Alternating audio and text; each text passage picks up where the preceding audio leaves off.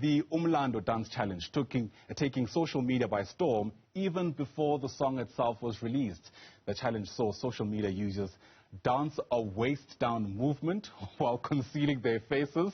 The challenge itself quickly seeing celebrities take their shot at it. In fact, even landing media personality and producer Dineo Ranaka in hot water. She's been suspended from her radio job, we're told, for doing that challenge on the station studio while climbing on top of furniture. The people behind the chaos that we're seeing are with us in studio now. The artists who are behind the song, Toss, Namba and Mdoovar. In fact, the song also features several heavyweights such as Lady Do, Siir Trill and others. Sanbonani, thank you very much for coming through. Thank you. Because you're causing havoc in everywhere you go. It's great to have you in studio, by the way. We haven't had guests in a long time. I wonder, Mdoovar, if we can start with you, the idea behind the song. Wait, let's take it back. When the video itself was released, and I wonder, guys, if we have the video itself to show some of our viewers of the dance itself taking place. Did you guys ever imagine that it will turn into some kind of challenge? No. No, because he first did the first one, and I was like, I need to incorporate more places. Who was behind it? Was it you? Yes, him. Oh my goodness, we finally get to see the face. You're responsible for all of that. Okay, tell us the story. You had an initial take of the video itself and you didn't like it. Yeah, we took it at the studio because it was recorded on the first day of the year. 1st of January, we recorded the song with Mdoovar. I came with the concept and I came with the lyrics. So the video, when we recorded first at the studio, was like, nah, it's not Iowa. Let me just take it back Ekasi and then shoot like a better one. And then I did that, but I didn't think like it would go as viral as it is right now. Yeah, because I mean, part of the questions I was asking myself is, could we not have hidden the headphones somewhere, guys? Nah, they were on purpose. That was on purpose. Oh, that was on purpose? Yeah, okay, what was the thinking behind that? Because I was listening to the song when I was shooting the video. So it's like, that's how I put my earphones all the time. Right. Put them at the back and just do it. So I thought, like, you know what, why don't I just show people how I really do this thing, you know, every time. And it's trendy. Yeah, clearly, because people are literally taking off their shirts to be part of the challenge. But now, some of us, you can imagine.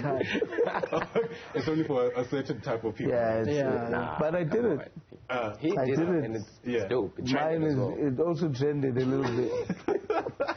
I'm sure trending for very different reasons.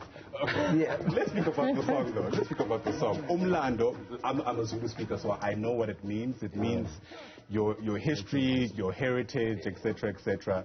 Tell us a bit more about what you are hoping to actually communicate with a song like this, outside of the waist gymnastics that's happening. Well, like you said, Umlando is history, and that's what we're here to do in the industry.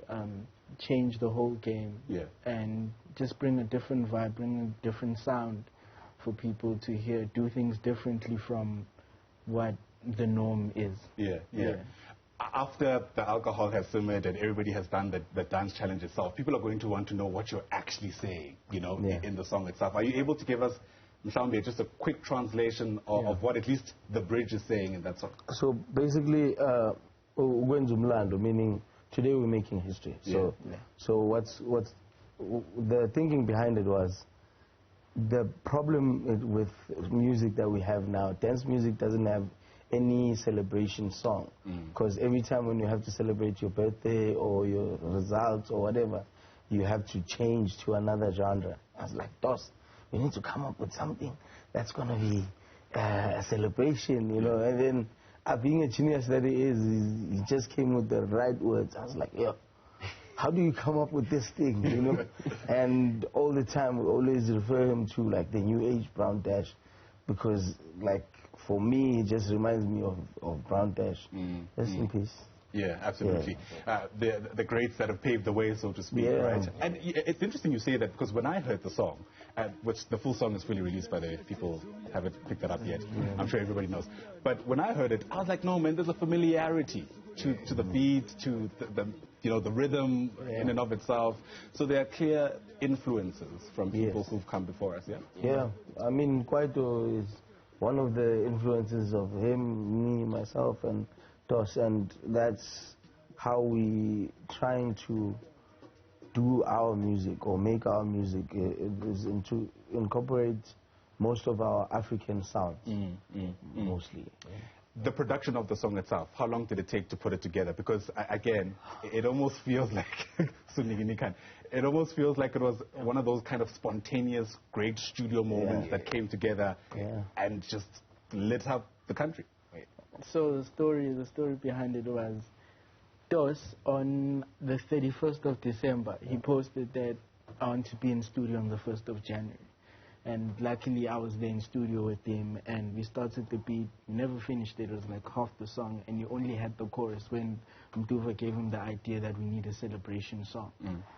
And that's when we made the video.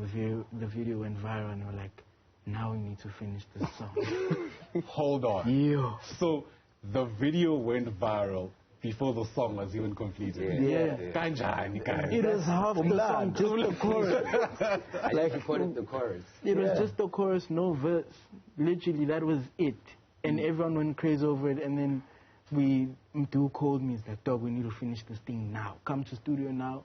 Let's finish the song. And I mean, Dos went live with the unfinished song. And many people joined the live, and they're like, can I hop on, can I hop on, can I hop on, such as Sinum Solo, everyone on the song. Sure. That's actually phenomenal. So, I mean, when you were putting the video out, you obviously had, I guess, no kind of way of looking at the future, right? To see what's going on. So, when you were doing that, when you were posting the initial video, what kind of, I guess, reaction were you hoping for? Especially if the song wasn't even finished. All I was thinking, I was just like, because I was building up like I'm a followers on Instagram, right? So all I was just wanted to do is just like introduce people to the sound I'm gonna bring, you know, like this year, like the kwaito that I'm trying to implement like in my music, you know. So it was all that. I just wanted to make people listen to the song like in a different way. I didn't think, like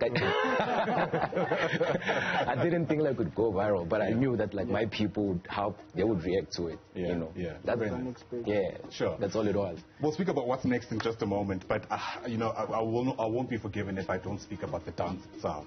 I have been asked in my personal capacity to try this dance, and I've never said no in the way I have about this. The dance itself, obviously, I think, Joba, you've already explained, Uguti, that's just how you interact with that kind of music, etc., etc. I wonder if there are any plans to leverage off what has now become of that dance, right? It's a whole challenge. People are getting suspended from work. Any, I don't know, plans to give lessons out there or how people can do whatever you're doing?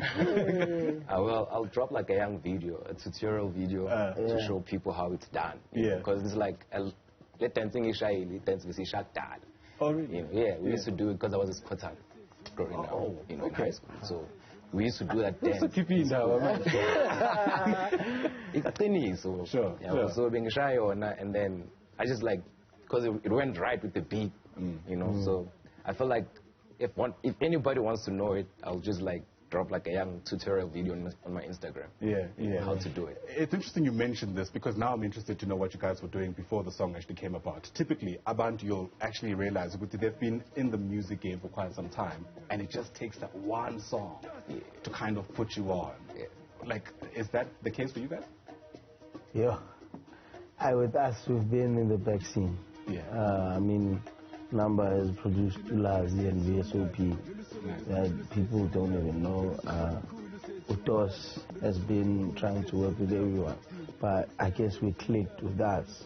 He's been working with a lot of people, and with me, I was part of a team that's something Soweto, and then it was Siir Trill, and then now I just decided to do my own thing. You know? So doing my own thing means finally focusing on me as a brand more than pushing other people forward. So with us, it's not that case. It's like we did put in our 10,000 hours, and it wasn't as easy as it may look now. I mean, it's been a bumpy road for all of us, because it's always emotional when we make music. So we're just pouring our hearts out in the music. Sometimes we can't describe it, but we can make you feel it with the music. Yeah, no, and people are feeling all kinds of things for the song. Number, I have to ask, future collaborations, the attention that has come about, we all know, doesn't always last forever. You gotta ride the wave while it's still there, you know. So with that time, who are you hoping will be able to come on board for any kind of future projects? Yeah. Time is now, but you should have the names on standby. No, I mean, there are a lot of great people in the industry. I mean, you've got people like Casper, who has done a lot of things, like crazy things. I really want to work with him. I'd love to work with vocalists such as Amifaku. I mean, there are a lot of people, but I mean, things will happen when they happen. You don't want to force things, and now it is not happening. The energy is not the same, you know. If, like, all three of us, we work well together because our energy levels are in sync, you know. Sure. Yeah, so if they're not, then... Yeah, absolutely. Speaking about not forcing things, I'm being put under pressure to excuse you. You're probably very surprised about this, but you're learning this with everybody else. Okay. To excuse you to go to the other side of our studio for a bit of a demonstration towards the end of our chat of your doing this dance move. So we'll allow you to go as we continue with this discussion around, I guess, the making of Umlando in and of itself. And perhaps the place we should have started is just by gauging where you guys are from, because I think that's a big part of what's infused in the song, right? I'm getting a lot of KZN energy, in specific areas, to be more precise. Tell us about that. I mean, my family is originally from Etopo, but I was born and bred in Soweto, and I have a strong background of Soweto, as in like the rhythm of Soweto is different. How we speak is different. Just like Pretoria people, you can tell when they speak. This one is from Pretoria. So it's the same as us, and we always say, I know Italia Kunyayiza, you know, it's always infused with Afrikaans. But with where I'm from, I think I've explained it. Soweto, and I'm a software developer by profession. A software developer? Wow, okay. So I had to let it go because I couldn't serve two masters. I had to follow what I wanted to do from a long time ago. I just wasn't happy anymore with the IT part, and I had to. Brave, right? And sometimes that's what you need, that kind of leap of faith, because look what's happened. I'm also very, I guess, intrigued by the reasoning behind the song. You guys wanted a celebratory song. Speak to us about, I guess, from your vantage point, the power of music, because that's exactly what you were able to achieve. Remember? Yeah, the power of music. A lot of people, like Mdoovar said, we can't sometimes express it using words, but make you feel it. You know, sometimes when you listen to a song, we've had people who've come to studio and we play them a song and they start crying. Just from listening, even if it's just chords, it makes you feel some type of way. So music is very powerful, just like how people say the tongue is mighty powerful. It's the same thing. Sprinkle some Bible verses. Thanks very much for speaking to us. Namba Mdoovar with me in the round table. We've got Dos on the other side of the studio. He's the guy behind that video that's gone viral, in case you haven't missed it. Shem, a spur of the moment thing. We've now put him under pressure to give us a demonstration. Dos, it's over to you.